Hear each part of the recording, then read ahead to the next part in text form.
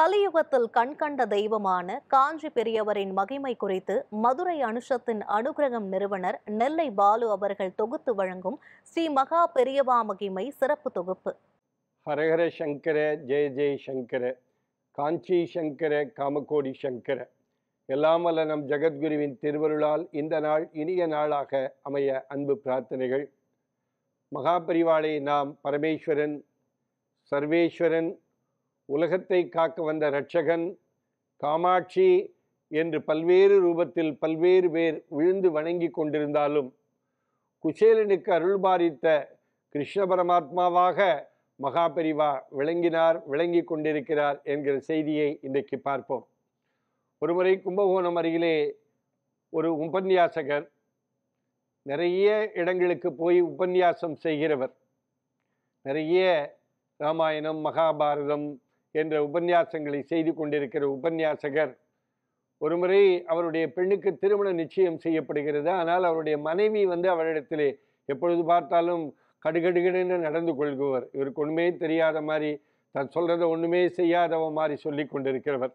15,000 ரூபாய் கல்யாணத்துக்கு வேண்டும், நீங்கள் என்ன பண்ணுவீங்களோ தெரியாது, 15,000 எப்படியாவது வாங்கி கொண்டு வாங்கோ, நீங்கள் எப்போ பார்த்தாலும் சர்வேஸ்வரன் சொல்லி கொண்டே இருக்கிறீர்களே, பெரிவாட்ட போயாது நீங்கள் போய் வாங்கி கொண்டு வாங்கோ என்று தடால் என்று சொன்ன உடனே இவருக்கு ஒன்றுமே புரியவில்லை. எப்போதுமே பெரிவாட்டில் போனால் நமஸ்காரம் பண்ணிவிட்டு வந்து விடுகிற வழக்கமுடையவர் தன் மனைவி தன் பொண்டாட்டி சொல்லிட்டாளேங்கிறதுக்காக காஞ்சிபுரம் போய் தன்னுடைய பொண்ணோட கல்யாணத்துக்காக பணம் வேண்டும் என்று கேட்டதற்காக போனவர் உள்ளே போய் நமஸ்காரம் பண்ணி பெரியவா என்று சொல்வதற்குள்ளே, மகா பெரியவா வந்துட்டியா, ரொம்ப சந்தோஷம், ஒன்னதான் மனசில் நினைச்சிட்டு இருந்தேன், உனக்கு ஒரு அசைன்மெண்ட் கொடுக்குறேன், செய்யறியான்னு கேட்குறார்.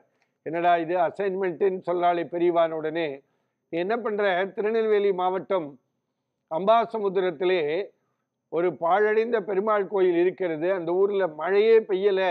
இப்போ தான் அந்த ஊர்க்காரெல்லாம் பெரியவா எங்கள் ஊரில் மழை பெய்யலை, நீங்கள் தான் ஏற்பாடு பண்ணணும் ஏதாவது சொல்லிட்டு போனா, நீ அந்த ஊருக்கு போய் பாகவதம் சொல்லு, பாகவதம் சொன்னால் பாகவத சப்தாகம் பண்ணினா மழை பெய்யும், ஆகவே நீ அந்த ஊரில் போய் பாகவதம் சொல்லி என்று சொல்லி மடத்த ஆள்கிட்ட சொல்லி கொஞ்சம் பணம் கொடுத்து திருநெல்வேலிக்கு அனுப்பி வைக்கிறார். இவர் போன நேரம் அந்த ஊரில் ஒரு கோவிலில் ஊர்லேயே 2 கட்டானா இருந்து 2 பிரிவாக இருந்து ஒரு மிகப்பெரிய ஒரு சண்டையாக இருக்கிறது.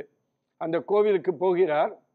உள்ளே போன உடனே அங்கே அந்த உபன்யாசம் இவர் நினைக்கிறார், ஊரில் உள்ளவாள்லாம் ஆயிரக்கணக்கான மக்கள் உபன்யாசம் கேட்க போகிறார் நினைத்த பொழுது, அந்த ஊர் கோவிலுடைய பட்டாச்சாரியாரும் அந்த காவலாளியும் மட்டும் அந்த உபன்யாசத்தை கேட்கிறார்கள். யாருமே இல்லை. இது மாதிரி ஆயிடுத்துன்னு சொன்ன உடனே காவலாளியும் இந்த பட்டாச்சாரியார் மட்டுமே உபன்யாசத்தை கேட்கிறார்கள். அப்படி கடைசியிலே உபன்யாசம் நிறைவடைகிறது. கடைசியிலே அந்த பட்டாச்சாரியார் யாருமே வரல என்று சொல்லி வெறும் 30 ரூபாயை சன்மானமாக கொடுக்கிறார்.